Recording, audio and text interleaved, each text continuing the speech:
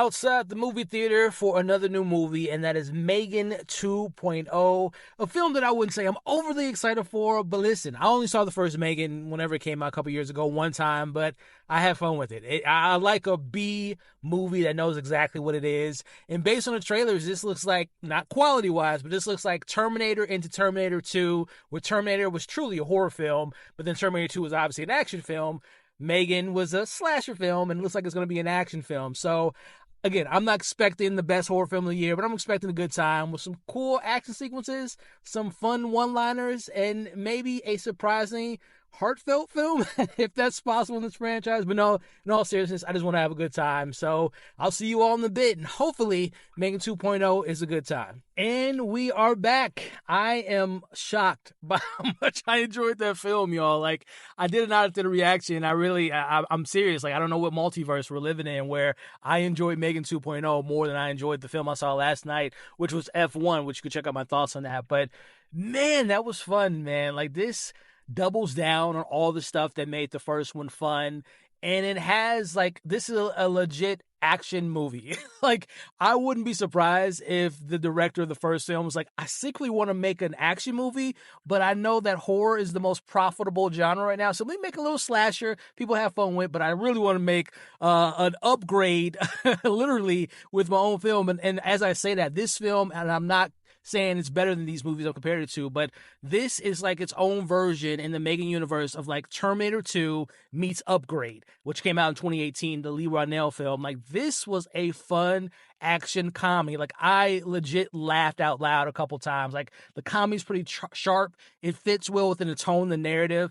Again, I am not saying this is like The Raid or anything, but the action was legit. I like the characters, man. Like, this is what happens when you have a sequel. You can kind of cut the fat and just jump right into the movie. We introduce these new characters. I can't remember her name off the top. I think it's Ivanna Sakhno. I might be pronouncing her last name wrong, but she is Amelia, our foil in this film, and you might have seen her in Pacific Rim Uprising. She was in the most recent season of Ahsoka. She plays a robot perfectly, and she plays a villain really well. Like, she is really legit. There's also a newcomer, Allison Williams' boyfriend, who is like Adam Driver levels of comedy, like dry comedy. I like the new cast. I like the old cast. Allison Williams has a lot more to do. There's a lot more with her and her relationship with her niece, as she's kind of playing her mom and protecting her with the events of the first one. The young lady, Katie, with the first one, she's aged up now, and she has a lot more to do. I like their chemistry and what they got going on. And look, I'm not saying this is an Oscar-winning script, but there's some substance with this film. Like, there is a continuation to say about the ever-growing fear of AI, and you know, people that might not be, and I'm not saying I'm an AI apologist, but, you know, you can't run away and be afraid of the future. Like, AI is here no matter what we do. So I like how the film, kind of like The Creator that came out last year, the Gareth Edwards film, was like, hey, AI is not all bad. We can coexist with it if we can teach it behavioral. I don't want to give too much away from the plot, but I like what it had to say about AI. It's interesting. Spin on the future, but I also like this idea of, like, this is 2 years from the first events, and Katie's grown up. She's now a teenager, but also M3GAN's a teenager. So the relationship between M3GAN and Allison Williams' character is just like, she's trying to, you know, reel in the emotions of two teenagers. So I like what they had to do there. Also, too, I forgot to mention this as I was driving home. I remembered this. I'm not saying this film is on the same level, but this film had some Ghost in the Shell moments. And when you see the film, you know what I'm talking about. But again, did I say how much I enjoyed the action? But I do want to say, because I almost made it seem like this film was perfect, it does have its criticisms.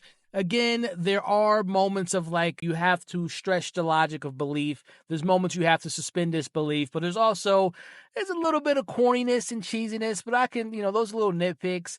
And narratively speaking, this franchise has a level of, like, predictability, and also the level of, like, this character's safe, this character is safe. So, like, the stakes, even though the film tries to build up to, like, oh, someone can meet their demise at any point, it's really, that is not true. This film is very much fluffy in a sense of, like, no one's truly in danger. So that does kind of take away that element of, like, I don't know where this film can go. Like, it's very predictable in that sense. So those are some things I want to throw in there, but back to the rest of the review. And listen, man, I really enjoyed M3GAN 2.0. Like, I'm down for M3GAN 3.0. I'm down for whatever they do next. Like, they have earned my trust. And again, I'm not saying this is the best film of the year, but this is one of the most surprising films of the year for me, even though I was looking forward to it and hoping I enjoyed it. But I really enjoyed it. I would give M3GAN 2.0, I think I gave the first one like a 3.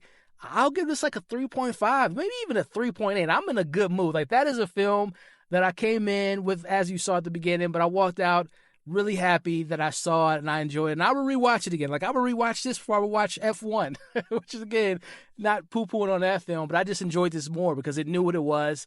It hit the right beats, and I had a fun time. So that's my thoughts on M3GAN 2.0, a 3.5, 3.8 out of 5.